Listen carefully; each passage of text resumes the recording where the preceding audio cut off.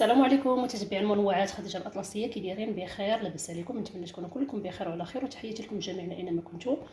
درت واحد لازانيا او لازان بالكفته، او المهم اللحم مفروم ديال البقري باش درتها انايا، كتجي واعره بزاف. غادي نعطيكم المقادير ديالها. اليوم غادي نقدم لكم لازان او لازانيا، كل واحد كيفاش كيسميها. غادي نبداكم بالكفته، غادي ندير لكم داكشي يعني غير مقتطفات. عندي هنايا كفته اللي طيبتها شحرتها بشويه ديال الزيت، مع مطيشه محكوكه ديال كركوب، ومطيشه ديال الحك، بزار وملحه فقط باش ما كيتلفوش لكم التوابل المذاق ديالها، وواحد طامه البنه الا بغيتو.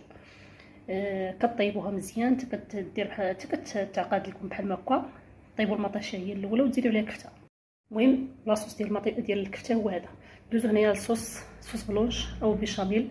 كتاخذوا واحد شويه ديال الزيت، تزيدوا عليه الدقيق وتحمروه فوق البوطه، وتزيدوا عليه الحليب وتحاولوا ما يتكتلش لكم. وكديروا فيه كوزه والحليب، كوزه والملحه والبزار فقط. بغيتو ديروا شويه الكنور حتى هو الا بغيتو، اختيار ديالكم. ما بغيتوش ما ديروش.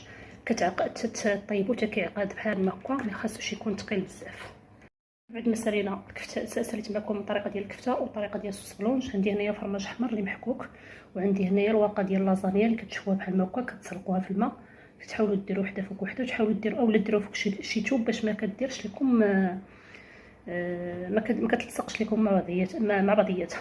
عندي هنايا كما تنقولوا هما هذا الشيء باش كدار لازانيا الناس اللي باقي ما داروهاش، غير الورقه صوص بلونج والكفته.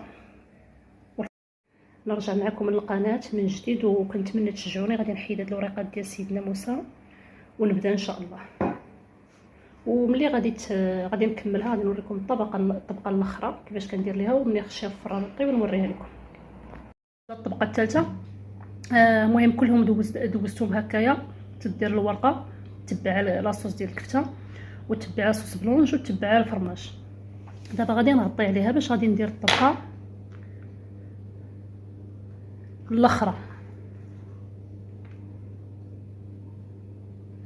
كنخدم غير بيد وحده، ما عنديش كيفاش غادي نخدم.